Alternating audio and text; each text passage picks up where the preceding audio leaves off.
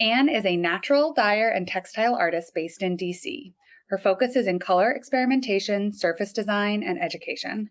Most recently, Anne participated in the Natural Dye Initiative at MICA in Baltimore, where she has met a wonderful group of textile artists who have helped shape the way she approaches natural dyeing as a practice. She is part of a textile collective from DC called To Dye For Collective. Over to you, Anne. Hi there. Nice to meet everyone. My name is Anne. I'm really excited today to talk about one of my favorite natural dye processes, which is eco-printing. This is a process that uses natural plant materials. It's applied to cloth, bound and steamed, and color, shape, and texture is then transferred to the fiber. I'm going to jump in and show some examples of what we're going to work with today and what you'll all be seeing. A note that a lot of the foundational things that I'll talk about today are actually covered in previous videos I've done and workshops I've done at the Botanic Garden. And so you're welcome to jump in there and kind of learn some of the basics if there's something that you aren't familiar with. Okay, so I want to share some examples of work and some of the examples of the work that we'll be looking at today. Today is all about eco-printing. So I just want to make sure that you all can hear me because I'm seeing a note that it's a little bit hard to hear, so I'll try and project. So this is an example of a lot of different eco-prints. These are all samples that I've made locally at a farm that I work with in Virginia called An-Phuong Gardens. They were really incredible and let me go out there and just spend a lot of time experimenting and working with the plants and the flowers that exist on the farm. What you can see here is a lot of examples. On the left side, a piece of fabric with dye extracts, petals, like different parts of the flower, which are laid out, which we'll talk about a little bit more later on. In the center is an example of the after, what it looks like once it's been steamed and actually unraveled. And so you can kind of see that the effect can be very watercolory, it can be very expressive, very organic with just overlapped layers of color, which is why I think this process is really beautiful. There are also other ways I know a lot of people are really interested in eco-printing where you can see very distinct outlines of plants, and we'll also talk through that a little bit later on. But as you can see, even though this is all natural dye, a really amazing, incredible spread and range of color, texture, and shape. So I really, really enjoy this just because it almost seems like you're creating a painting, but on fabric. So what is eco-printing? Eco-printing is the process of using plant materials on textiles to impart the pigments that exist in the plants, the shapes of the plants, and the petals, the leaves, and the texture of those materials on the cloth. Mordanting, dye stuff, and heat are all a part of this process. So if you have any idea of how natural dye works, then you kind of get a sense of what is all involved in this. So I want to show a video from beginning to end of how this process works.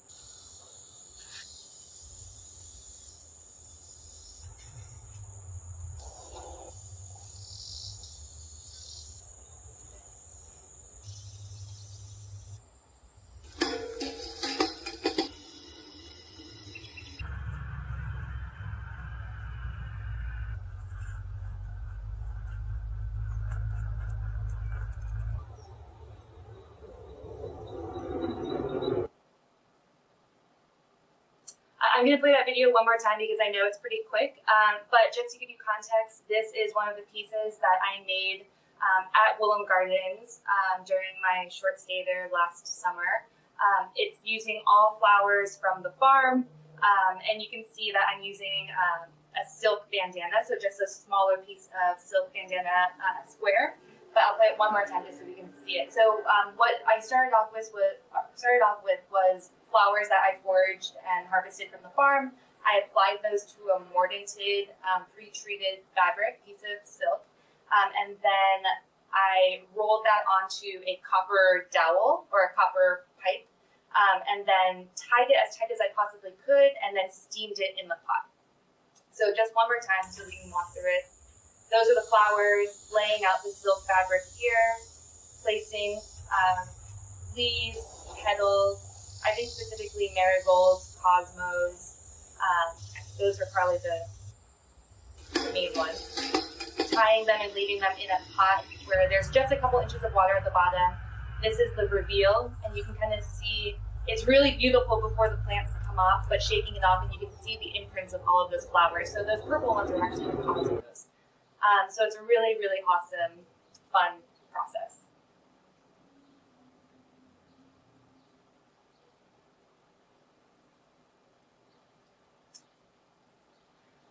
A big question that I get all the time, and this is a great one, where to start, what plants work best for eco-printing? So first things first, the type of eco-prints that you see that have very distinct lines and forms where you can see the actual shapes of the eucalyptus leaf, for example, or the shape of a maple leaf, those work really nicely with leaves that are high in tannins.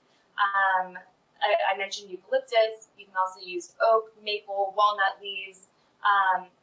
Also, a lot of really great dye plants that are known to yield a lot of pigment. So marigold, weld, goldenrod, rudbeckia, cosmos. These are all going to be really great for your use in eco-printing. For experimental sake, for just the fun of it, you are totally encouraged to use food waste like onion skins, turmeric, avocado skins. These things might not be as light fast as some of the more traditional dye plans that we know, like the ones in the bullet point above.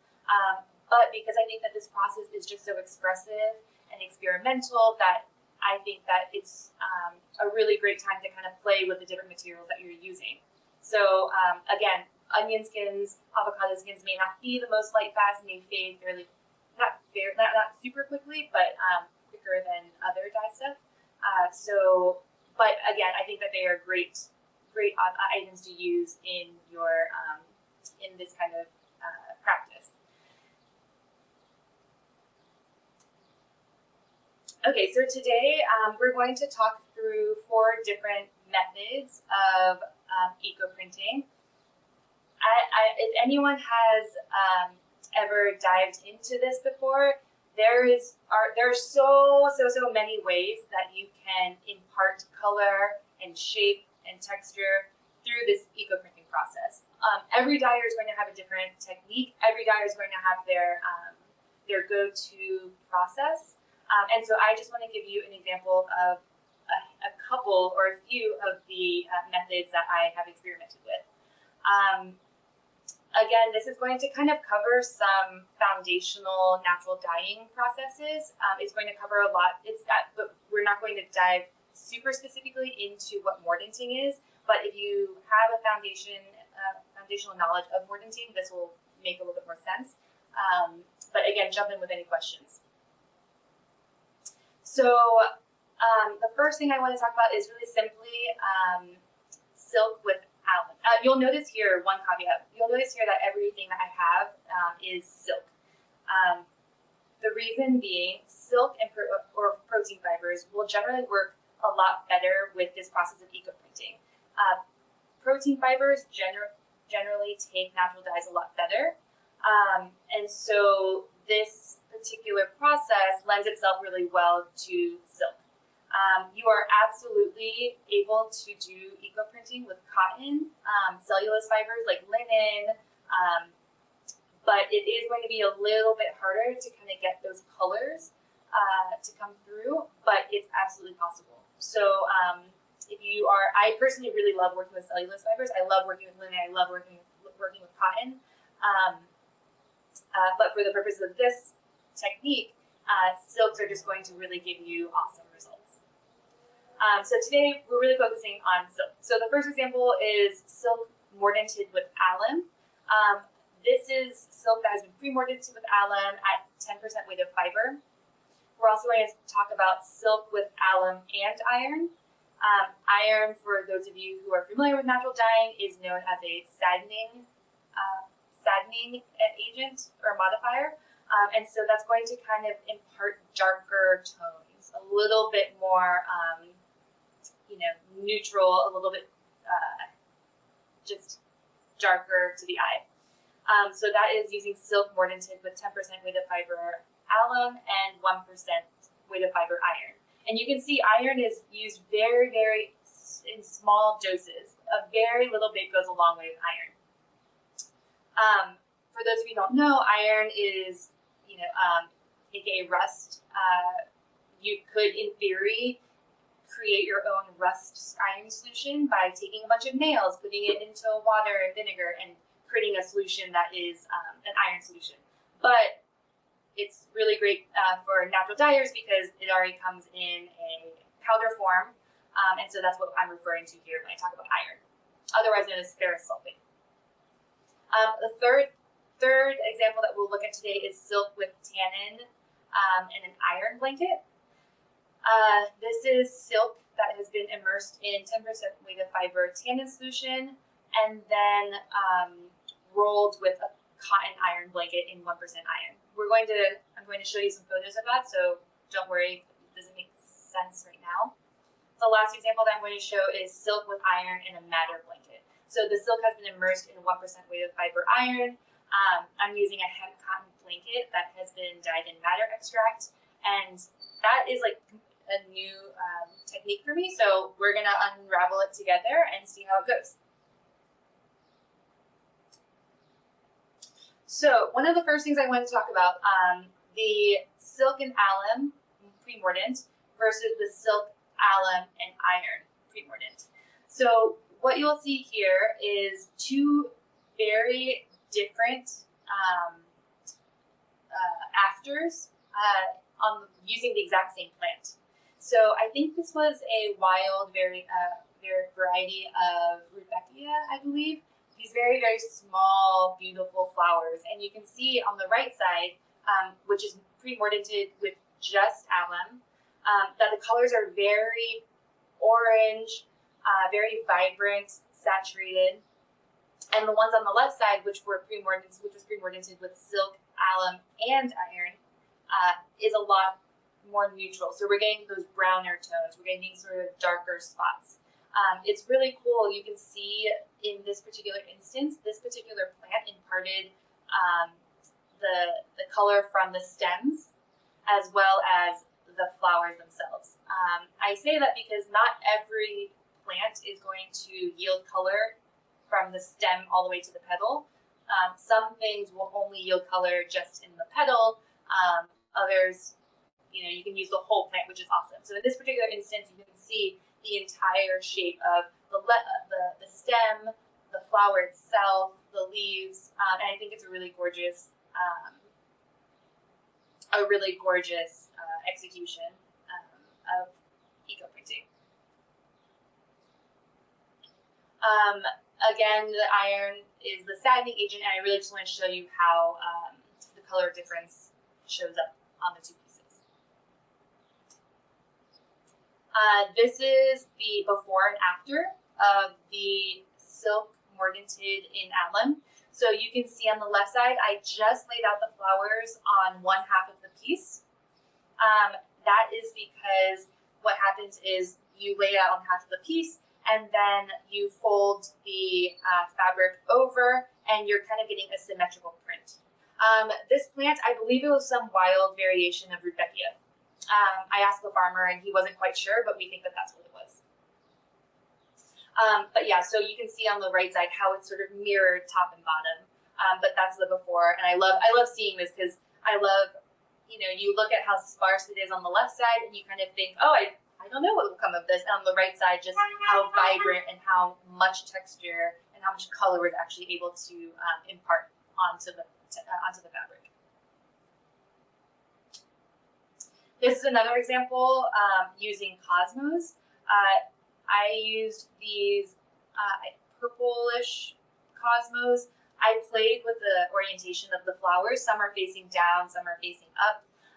And again, they're only on half of the garment, half of the bandana, because the top was folded down and then rolled really tightly on a dowel rod. And you can see how that mirror image is working on the right side. the color is really unexpected. You know, people often ask, does the color of the petals reflect the color that you're going to see in the final piece? And the answer is no. And I think this is a really great example because the right side has a little bit more blue purple tones as opposed to the pinkish purple on the left side. But you can see the centers of the cosmos kind of imparted this light yellow green center all across, and it has a very watercolor effect. So I really love how that one turned out. So I am currently steaming these examples that we're about to talk through, and hopefully by the end of this session, I'll be able to reveal and open up to, on camera, and we can kind of walk through how everything turned out. But I want to talk to you about the process first. So this is a silk bandana that has been immersed in 10% weighted fiber tannin solution. Tannins are naturally occurring. They can be used as a dye stuff, but they also can be used in the process of mordanting to help with cellulose fibers. The particular tannin that I'm using is gallo tannin, so it's a relatively clear tannin. Some tannins that you use are going to impart certain colors like a yellowish tone or a pink tone, so that's just something that you should know as you're sort of diving into this and working with tannins.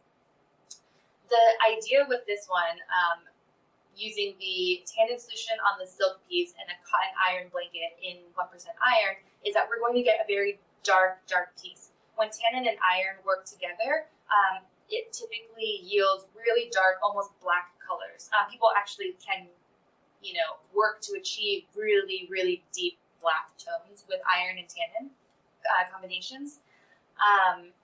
But that is, those two together help to create those deep blacks. In this example, I use eucalyptus leaves. I have a friend who is a floral artist who's actually, I think, teaching tomorrow at the USBG, and so you should jump into her class. But she always gives me the extras of extra materials that she's using, and so I feel really lucky because eucalyptus is fairly expensive. It is grown at woolen gardens, but it's nice to just have a stock, and it dries really well. So I have an entire box of this amazing eucalyptus, 2 different variations, the round shaped leaves, and then also the longer shaped leaves. So to talk you through the process of this, on the left side, what I have is the silk that is, again, immersed in the 10% weighted fiber tannin solution. I've laid out the eucalyptus leaves onto the piece. The eucalyptus leaves, because they came to me dry, had to be rehydrated. And so what you can do is just take your leaves, throw them into a bucket of water for about an hour, and it helps make it more malleable for when you're rolling and working with this. The second image here shows an iron blanket that has been laid on top. What the iron blanket is just a, it can be a scrap piece of fabric. I'm using a towel, but it should be the same size as the piece that you're working on. What I've done is I've taken that cotton towel and soaked it in an iron solution. And you just need to soak it for about 10 minutes prior to working with it. And again, iron goes a long way. You can see that there's kind of a brown tint to the iron blanket that I have, which probably means that I used a little bit too much iron, probably a lot too much. But just so you know, like the iron does kind of give you a little bit of a color shift.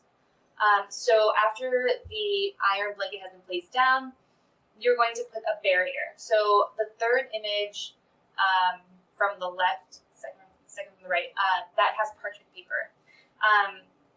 Some people will use parchment paper, some people will use craft paper, some people will use recycled plastic, you can use plastic wrap. The idea of the barrier is so that so that the print doesn't bleed through your piece. If you don't have to use a barrier, but if you don't, then some of those impressions might bleed through, and it's called ghost printing. So you'll get various shapes throughout. And if you're looking for more of like an incredibly textured piece, a little bit more, I think like watercolory, then maybe you work without the barrier. I wanted to try the barrier to see if I could get a really clean eco print on this one. You can see that I'm starting to, on the far right side, that's rolled onto a copper pipe. And what we're doing is we want to pull the copper pipe really, really tight. And we're going to try and get the fabric as taut as possible over top of our dowel run.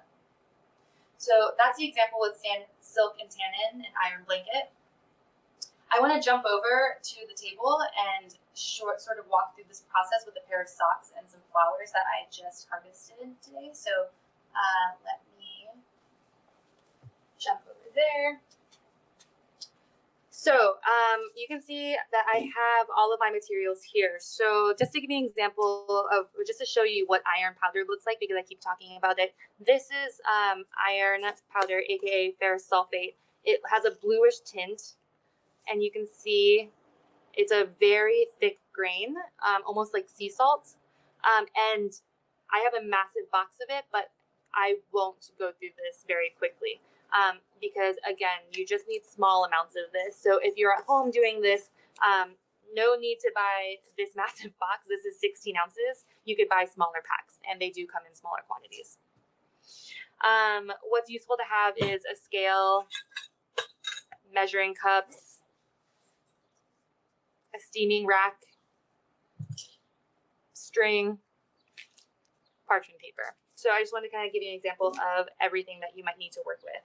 I also have gloves, because while a lot of these materials are not caustic, they also can just dry out your hands, and you just want to be cognizant of that.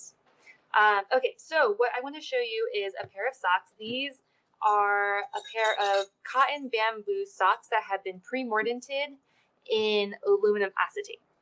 The reason that this is pre-mordanted in aluminum acetate and not just alum is that aluminum acetate tends to yield brighter colors on cellulose fibers. So that's just something that you want to note. So these have been pre-mordanted. I have the whole pair here. They are moist but not dripping wet. I have some Cosmos that I was able to city forage from a friend, with permission from a friend, from their garden boxes. And the reason I like Cosmos is because, you know, in the example that I showed in the presentation, I just love that you can get that full shape, that full round shape. So what I'm going to do is lay these pieces out really flat. The Cosmos in particular, I'm just going to use the flowers and the petals. And I'm going to place them down. Just actually, no gloves for the flower part, because it's a little bit easier. And, you know, the flowers, I'm trying to pick off the stems as close to the base as possible, because you want to try and get these petals and flowers at like as flat as you can on the piece. I'm going to try and see if I can get the full flower shape. That would be very cool. So keeping them as intact as I can.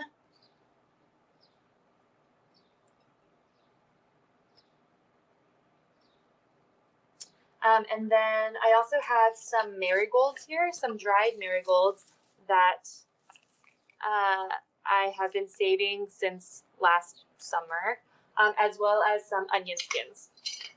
So the onion skins I have just saved in a really big glass jar, and you can just collect them every time you cook. If you want to just take the onion skins and throw them into a little jar, a little, you know, basket, it's really awesome that you can just sort of keep them forever. So I want to play with that and just kind of sprinkle a couple of these throughout.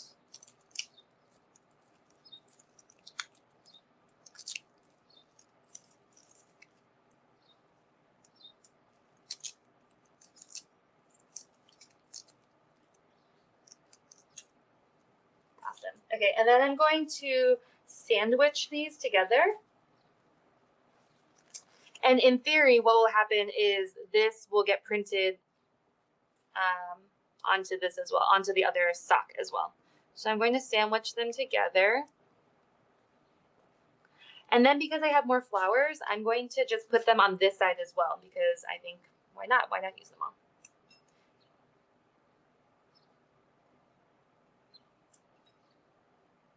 Maybe throw in some marigolds on this side. Marigolds tend to have a ton of color in them. And so, you know, the way that a marigold head works, it's like very thick and bulbous. What I like to do with the marigolds, fresh or dry, is really pull the petals out, because again, this part is going to make it difficult to roll the piece very, very flat. And so you want to try and pull these petals out, and a little bit goes a long way with this. There's so much color that exists in marigolds. I'm actually going to move these up here because I want to see the flowers. So just trying to go through the design process. Oh, and you can kind of see some of the yellow coming off already. I'm going to put this up here where it's going to be more visible. Great. Maybe some onion skins just for fun. All right, so now that I have it sandwiched like that, I'm going to get my dowel rod.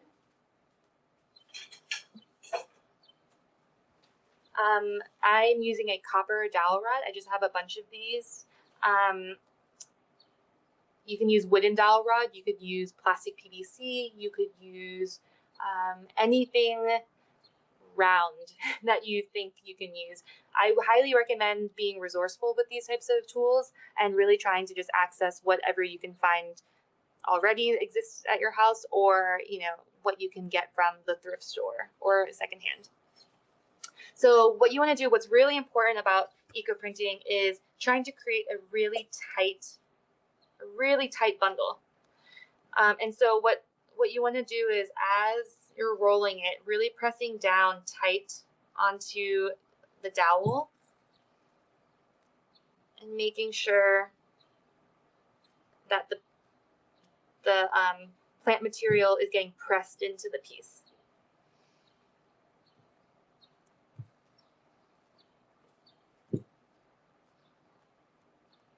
So really pushing hard on it. Add some to the toes. And now I have this really nice, almost, you know, roll, cinnamon roll of sorts on the end of this dowel. I'm going to take some string. I just have some white yarn. It's good to note that the yarn or string that you use is also important. If this is color, sometimes things can be synthetically dyed, and it might also impart color onto your piece. So you want to make sure that you're aware of, or that you're just aware of that. So using like a natural twine. I one time used a green gardening twine, which I didn't even think about, but it imparted a green color onto all the pieces, which actually turned out really cool. But just know that may also leave color on your piece. And if you're not going for that, then go for the natural. All right, so when you're tying it with the twine, also making sure it's super, super tight. And so going around multiple times. There we go. And then since it's wool, just ripping it. So this is going to go into my pot, which is my steamer. The pot that I like to use, which I think you saw in the video, is a steaming pot. Oh, it wasn't in the video, but you can get these pots that already have a built-in rack on the bottom. But if you don't have a pot like that, you can simply use a regular pot with a basket like this. And you can just sit this over top. I'm going to put this into the pot really quick, and then I will be right back.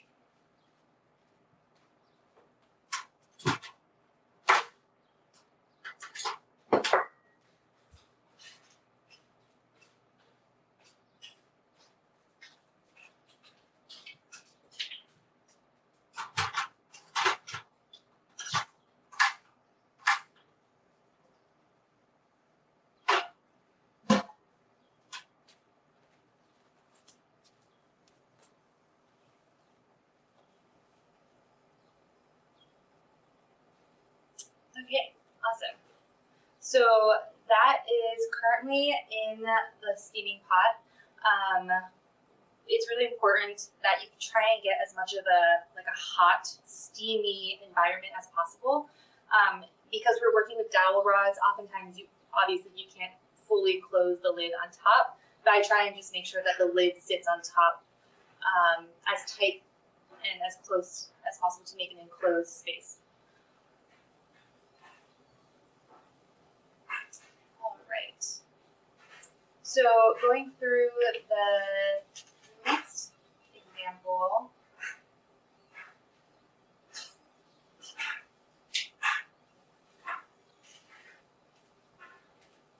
I want to talk about another method, which is using a dye blanket. So this last one we talked about an iron blanket where the cotton piece is treated in an iron solution. In this next example, what we're working with instead of an iron blanket is a dye blanket, in this case a madder blanket. So again, this is new to me, and as we get to the end of the session, we'll be able to kind of see how this turns out. But I'm really excited for this. What I've done in this example is dyed the silk bandana with, treated the silk bandana with iron. So the silk was immersed in a 1% weighted fiber iron solution. It's soaked in the iron solution for about 10 minutes. Again, on the far left side, you can see that it's turned a brownish color, which probably means I used way too much iron. I did not use my scale in that particular instance. I'm very sometimes loose dyer with my ingredients, but the plant materials, in this case eucalyptus leaves, are laid on top of the iron treated bandana. Then I am using a hemp cotton. In this instance, it's a t-shirt. I had that laying around, and it had already been dyed, and so I wanted to see if this would work and impart some color onto the piece. What you would do is you can use, again, any heavier cotton material that is dyed.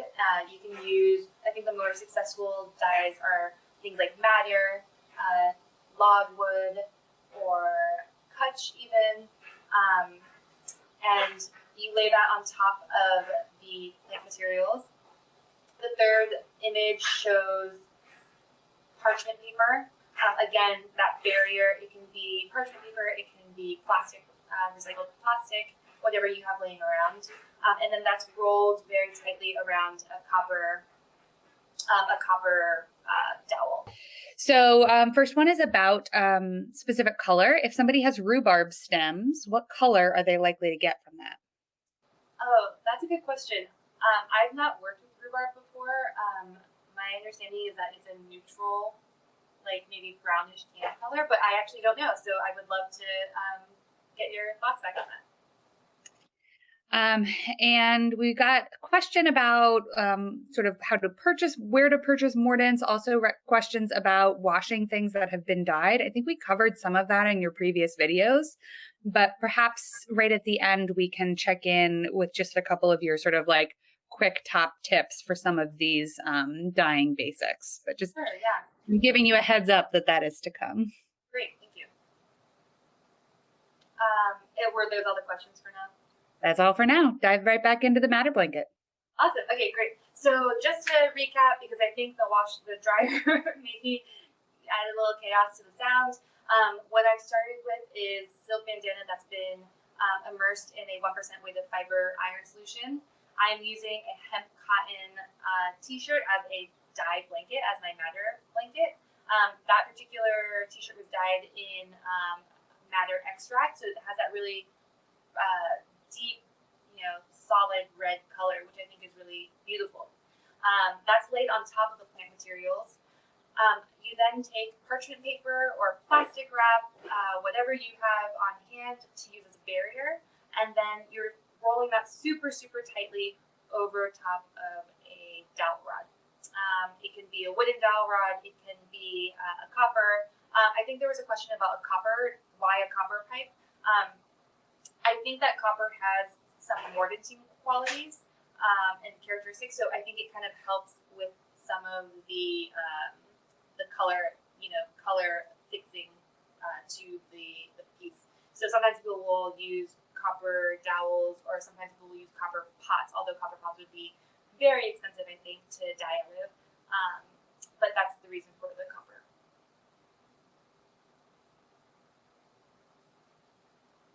Okay, great. So I want to jump over and see how the pot is doing, and I can pull out those examples that have been steaming, and then we can see how those turned out. So what I want to open up first is the example of the silk with tannin and iron blanket. This was dyed, or what I used on this were eucalyptus leaves on a silk piece that was immersed in the tannin solution, and I used a cotton iron blanket that was soaked in 1% weight fiber iron. So let me jump over to the pot and see. Oh, that's a great question. Steaming. You want to steam at minimum, I think, an hour to an hour and a half at minimum.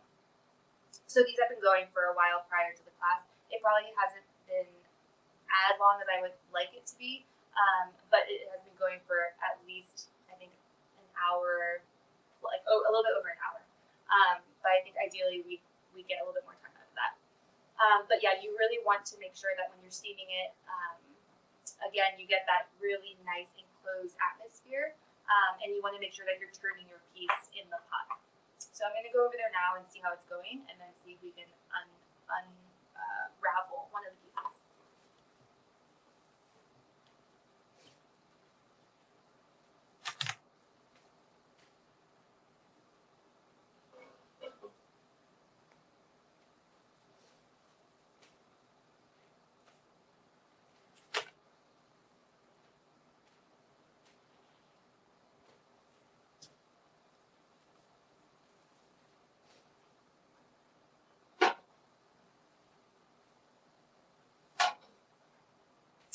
Okay, so you can see this piece right now. There's a lot of purple coming through, and you can see on this side it's a little bit darker because that's the side that was in the pot. I didn't have a chance to flip it yet, so I can show you actually how that affects the imprint process.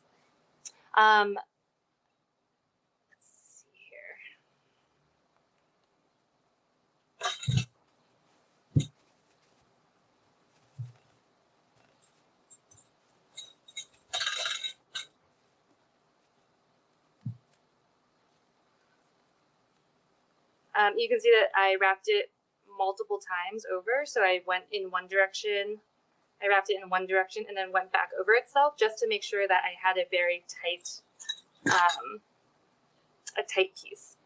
So it's going to take a minute to unravel.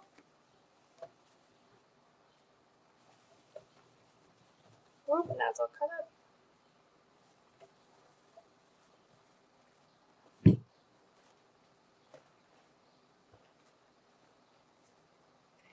And while you're unraveling, I'll ask another question. When you use avocado, do you clean the inside of the skin? Absolutely, yes. You should for sure clean any of the meat of the avocado off.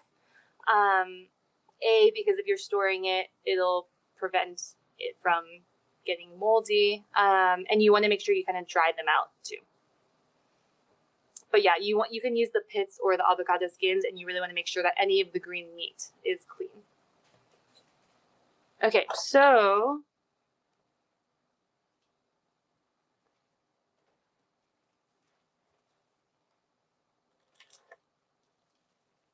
you can see the half that was more in the pot, and you can see how it's creating this kind of gradient out, and that's because all of this part was sticking out of the pot and wasn't able to get any of the heat. What you're seeing right now is the iron blanket on top.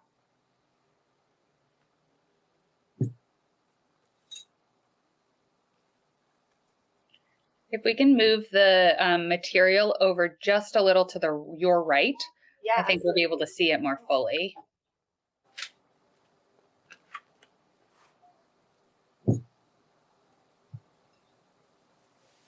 How's that? Lovely. That's Perfect. great. Thanks, Anne. So before I open it up, I just want to sort of talk through. You can kind of see the longer eucalyptus leaves, and you can kind of see the outlines of them. You can see the circle eucalyptus leaves, and I'm excited. I hope to see something really cool from this. This is the dowel rod that I was using and talking about. I happen to just have them around my house. I don't think I would necessarily go to this as a default. I would just use like wooden rods or something. But in case you were wondering, just a small copper rod. All right, so let's see.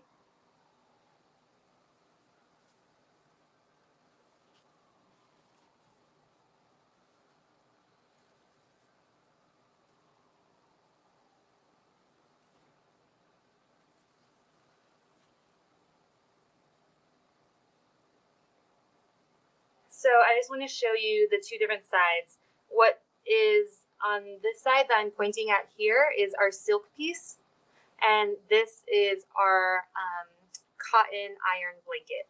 And so you can see, like, you can get prints on both of these items. You kind of get the imprint really, really strong on the cotton, which was soaked in the iron solution, and on the silk, not quite as much. But we can peel some of these off, and you can get a very strong outline of the eucalyptus leaf.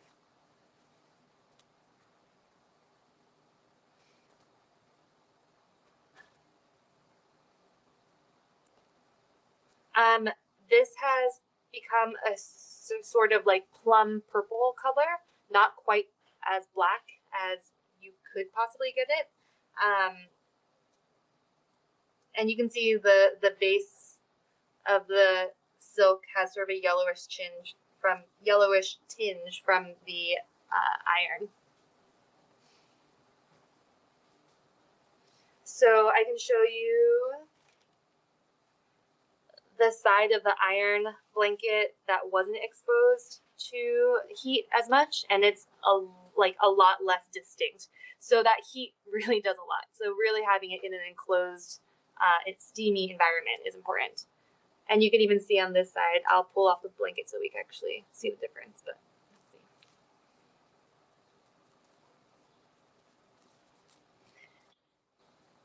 There you go. That's the piece. So this is our silk bandana, and then this is our iron blanket.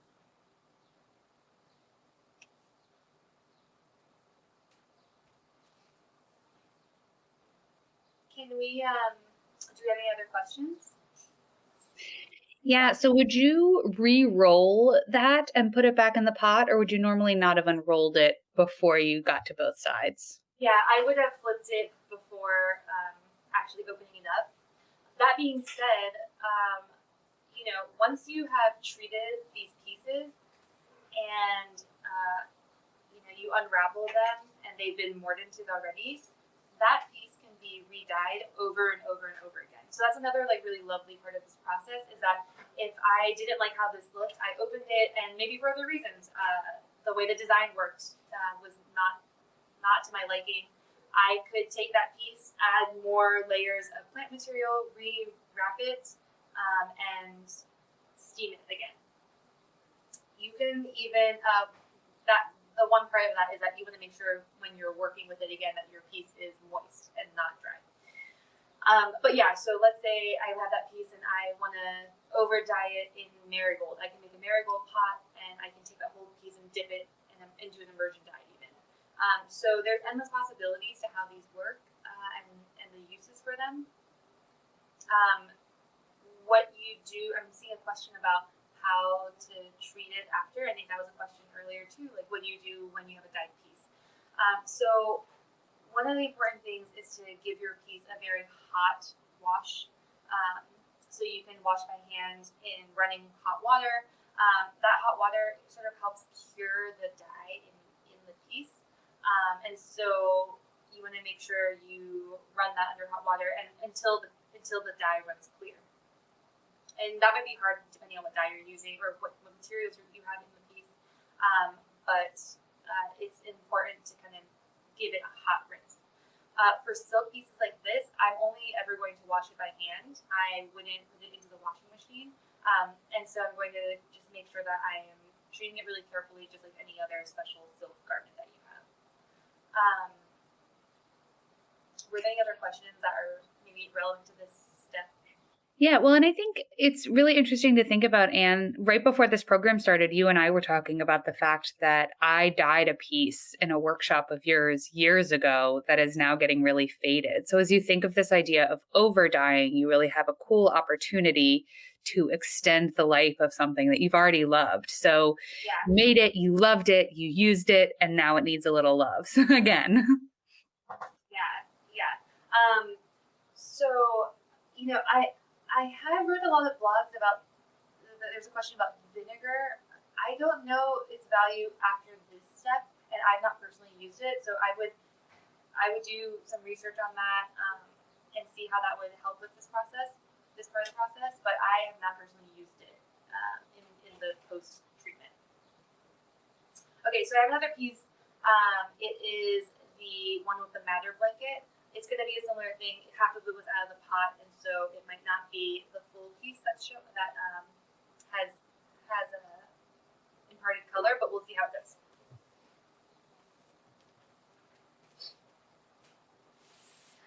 So I'll clear this for now. Oh, and then I think there was a question earlier about paper. So I do not work in paper art as much, and so I don't know how paper needs to be treated in order for color and pigment to stick. But you can see this is the parchment paper, and you can see that some of the eucalyptus shapes and purple color from the iron and tannin combo have imparted on the paper. How this lives over time, I'm not quite sure. I know that it is possible to use natural dyes with paper. I just personally have not used it. But just for that person who was asking earlier, this is what the parchment paper looks like. Again, you might want to save this parchment paper and reuse it. You could probably, if you're using similar colors, if you are worried about, wasting it and being able to have more uses of this. So I will set this aside.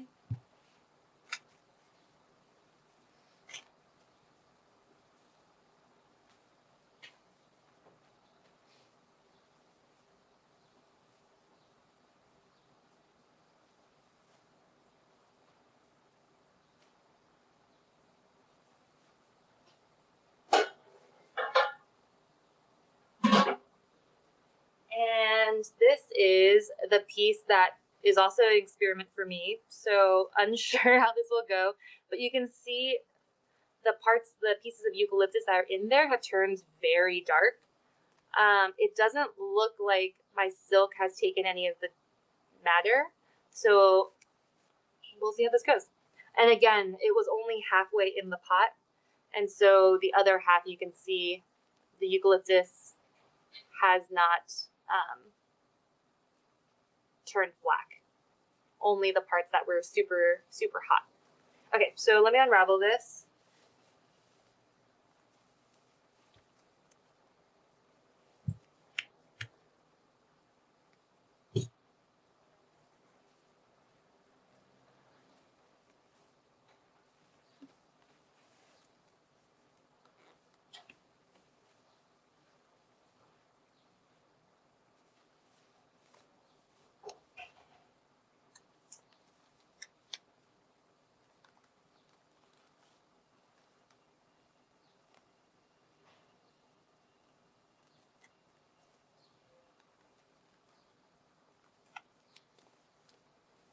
Almost there.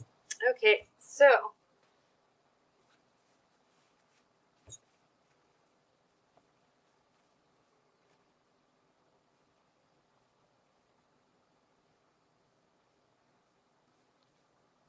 you can see the imprint of the eucalyptus on the paper. I don't know if the camera's picking up that well.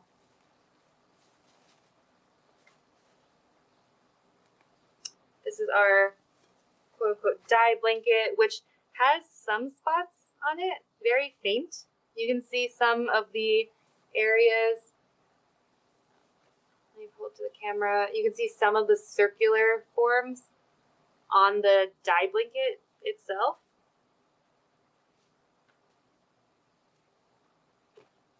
And here's the piece.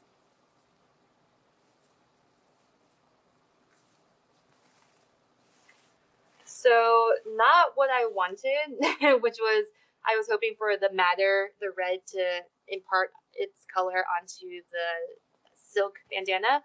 But that being said, this is pretty cool in that the iron on the silk really made a deep impression. And you can really see the shape of the leaves on it. And you can tell, so the half that did not make its way into the heat versus the half that did make its way into the heat. So I feel like that's a great example. But you can see super like the details of the fabric or of the leaf in the fabric, which I think is pretty awesome. Yeah, you can see like the center lines of the eucalyptus leaves. So that is our silk and madder blanket, dye blanket. Let me just pull out the example of socks that we did together, just so you can see. I'm not going to open it up, but I'll just show you if there's anything that has happened. Okay, not much showing through, but what you can see is where I had some speckles of marigold that touched the outside of the piece. You can kind of see the color is already in the socks, and it's getting pretty fixed in there, which is cool. But not much progress in terms of the dye. So that would go back in the pot and steam for another, hopefully, hour or so.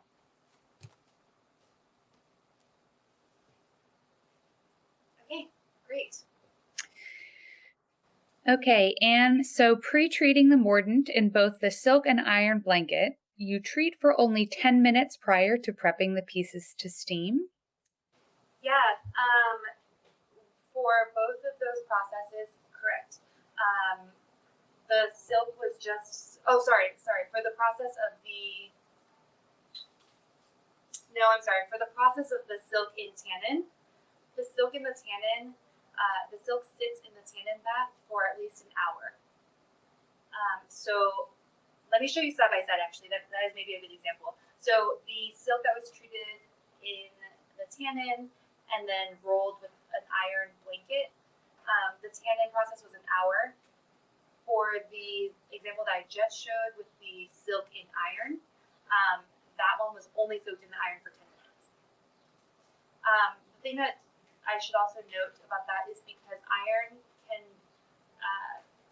can make fabrics brittle. It's not necessarily recommended for protein fibers because it kind of causes the fabric to lose its hand. It's like beautiful glossiness, and so you don't want to have it exposed to iron in a bath, I think, for that long. But let me show you side by side because I think that's a good example of the differences, so we can kind of see.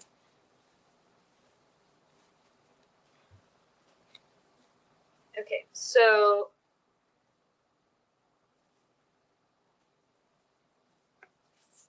just to wrap it up,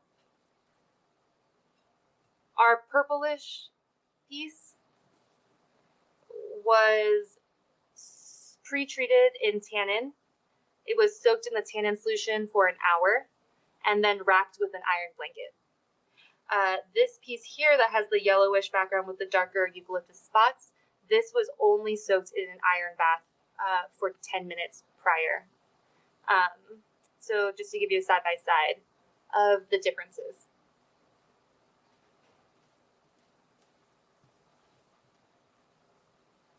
I think you can play with, it's something good to know that you can play with how you're applying the iron. Like, so, yeah, the iron can be applied to the actual piece, your final piece, or the iron can be applied in a blanket, and you can see the results in both of those. Yeah, if you could just give us, what are some of your top resources when you have questions, when you're trying to investigate things, if for other more detailed questions that people have, other than checking out the awesome videos we already have of yours up on our website, which Emily did drop into the chat for us. Oh, awesome. Yeah. I have a handful of my go-tos. So I have this book sitting on my desk at all times, The Art and Science of Natural Dyes. It's by Catherine Ellis and Joy Boutrop. Again, The Art and Science of Natural Dyes. It is the best resource for natural dyeing. It covers so much of the foundation, the science behind it, and includes recipes for how the process works. And I think that every person who wants to dive deeper into this practice should invest in this book. It's a wonderful, wonderful textbook. Other places that I go to that have a lot of really great online resources are Botanical Colors. They're not only a vendor, but they also have a lot of really amazing educational resources. Also, Maiwa is another great one that has really, really in-depth educational resources. Someone who I was, relying a lot on to learn about this eco-printing process is Suzanne Deckel. And she has been doing this practice for years, but also another person who kind of was like who introduced this process to dyers, as we know it today, I guess, is India Flint. And she has a lot of really great books on how the process of eco-printing works. And so those are just a handful of places that I go to learn and to just continue navigating this practice.